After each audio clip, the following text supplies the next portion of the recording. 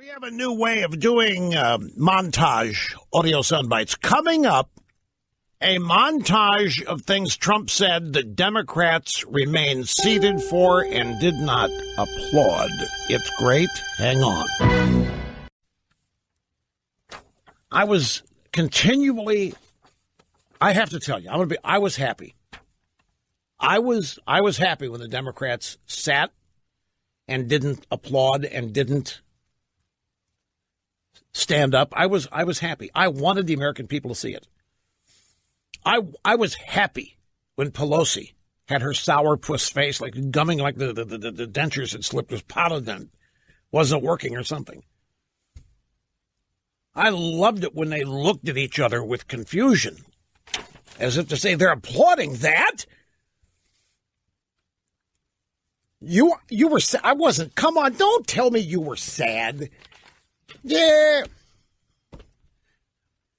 You were sad when you saw the Congressional Black?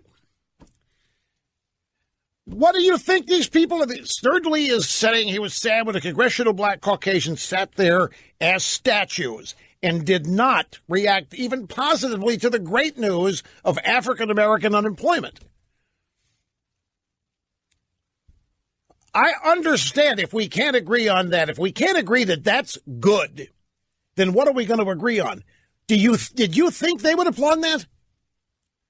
You see, none of the Democrat behavior last night surprised me. Folks, and I'm not saying this because I want you to, think of me as brilliant. I'm telling you the truth. I know these people. I know what makes them tick. I know what they hate. I know what animates them and motivates them. I know what scares them. I know what excites them. And good news for America, as it was portrayed last night, it's not good news to them. Not just the Congressional Black Caucasians, but the entire Democrat caucus. The Congressional Black Caucasians, there was a black family. There were two black families that Trump highlighted last night who had lost families to crime committed by illegal immigrant gangs, MS-13. The Congressional Black Caucasians didn't even stand for that. There wasn't a dry eye in the House. And the Democrats were unmoved by it. And yet we're told that it's the Democrat Party that owns compassion. It's the Democrats that care. The Democrats that care about the little people. But most Democrats did not stand. There were 4 grieving parents last night whose daughters were killed by MS-13. Joy Reid on MSNBC said, MS-13? Nobody knows what MS-13 is. Nobody cares what MS-13 is. That's a Fox News thing. Nobody knows what that is. She also says, let me find the Joy Reid. Here. I mean, this is, at one time, Joy Reid and the Democrats that you saw in the Florida House last night, one time they were the outliers. 30 years ago, 25 years ago, they were there, but they were considered to be the wacko extreme of the Democrat Party, and mainstream Democrats had to accommodate them, but they didn't define who the Democrat Party was. Those people have taken over now, and what used to be the mainstream of the Democrat Party is gone.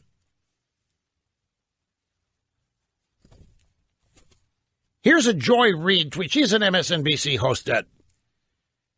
She was livid at Trump talking about patriotic things, including family. Here's her tweet. Church, family, police, military, the national anthem. Trump trying to call on all of those tropes of 1950s era nationalism. The goal of this speech appears to be to force the normalization of Trump on the terms of the bygone era his supporters are nostalgic for. And that era is when church and family, the national anthem, the military were respected, supported. That's a bygone era. And in her world, I'm telling you it is. Enjoy Ann Reid's world. Family is not anything like it used to be. Family is however people want to organize. Families, America has, Katie has two fathers or Katie has two mothers, whatever your family is. In fact, the ideal American family is a gay married to a transgender with a eunuch kid.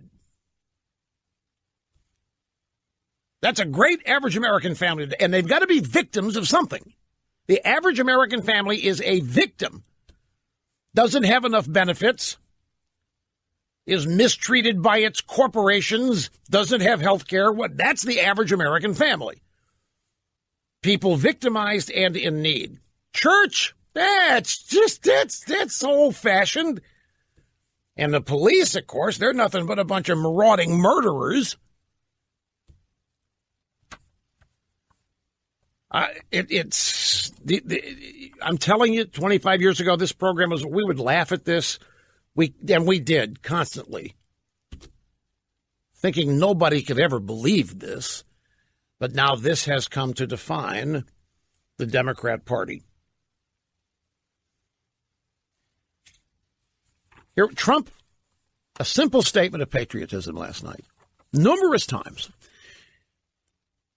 And in response to that, in response to standing for the greatest symbol of freedom the world's ever known, the American flag, the Capitol, do you know they couldn't even applaud their own Capitol? I have to admit to you, I was moved by that. The president talking about the Capitol, and particularly the statue atop the dome, as the light, as the symbol, as the gift to the American people, epitomizing freedom and so forth. And in response to that amazing dedication, in response to standing up for the greatest symbol of freedom the world's ever known, the Democrats looked sullen, they looked angry, and they remained seated. Now tell me how you negotiate with that.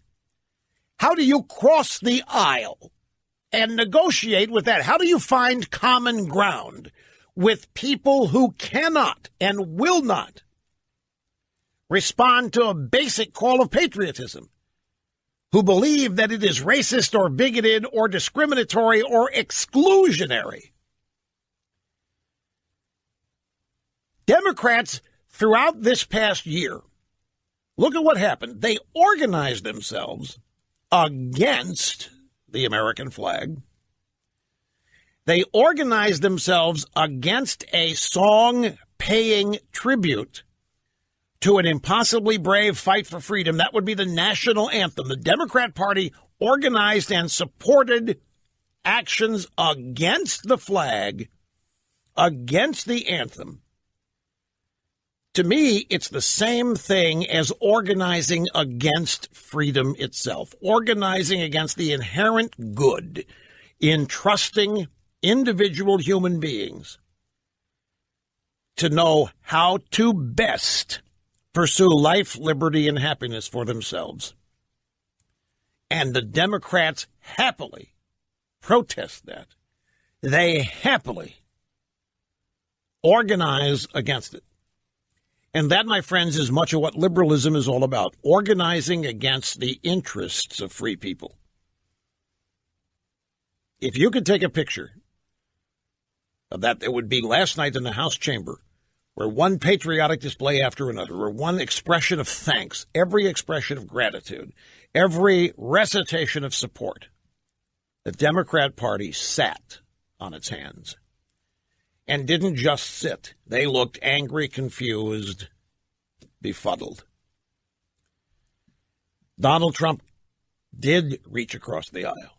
Donald Trump did attempt to unify. He gave the left an opportunity to stand for freedom, and the Democrats refused. They steadfastly refused to stand for freedom. They've got a different definition of it. In the media last night, after the speech, so many of them, I don't know, it was kind of a letdown one. Yeah, Chris, it was kind of a dud of a speech. We were told the president's going to reach across the aisle and try to extend a hand of compromise and unity with the Democrats. We didn't see it, did we?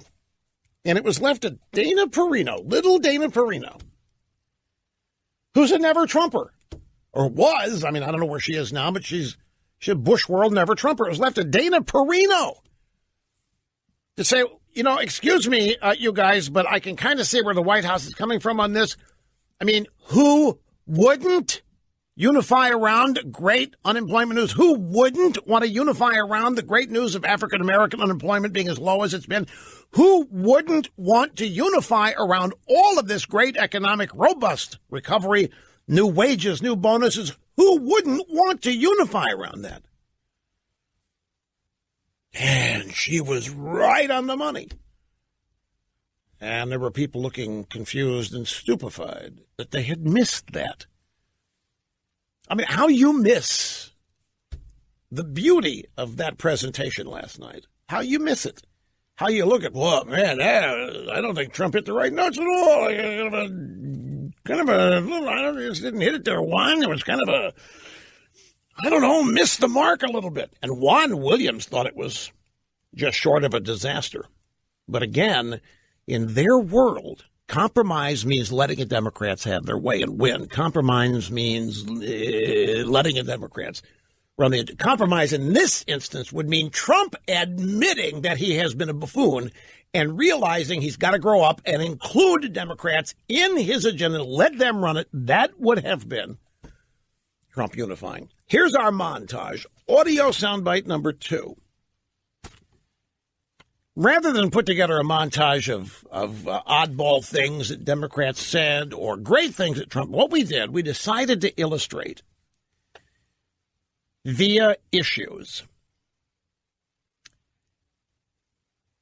Every statement here that you hear Trump make is an issue that Democrats sat on their hands for and made faces.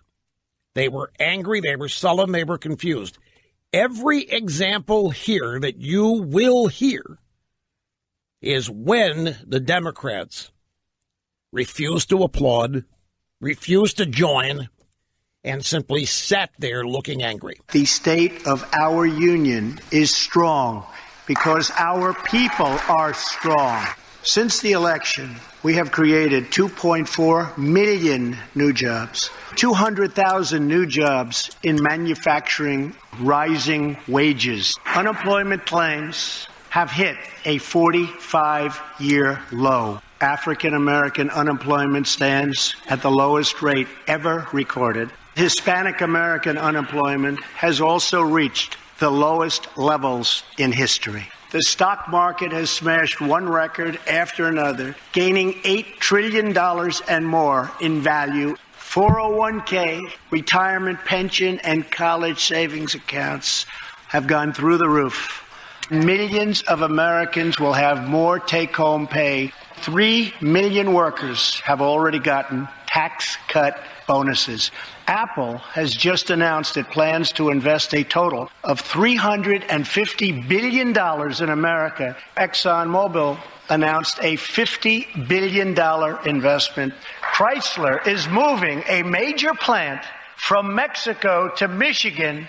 Toyota and Mazda are opening up a plant in Alabama. Last year, the FDA approved more new and generic drugs and medical devices than ever before in our country's history.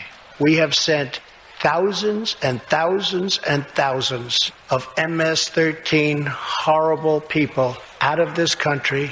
The coalition to defeat ISIS has liberated very close to 100% of the territory just recently held by these killers. Freedom stands tall over one more monument. This one, this Capitol, this living monument. This is the monument to the American people.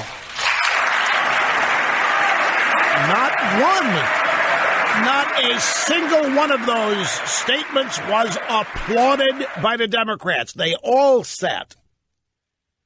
And when Trump celebrated gutting Obamacare by getting rid of the individual man, oh, you should have seen that if you didn't. And then when Trump scorched the NFL again and the anthem protesters, I was waiting for Trump to really jam him up on climate change, but he didn't go there last night on that. But that would have been, the final dot under the exclamation point. Back in a second here, folks.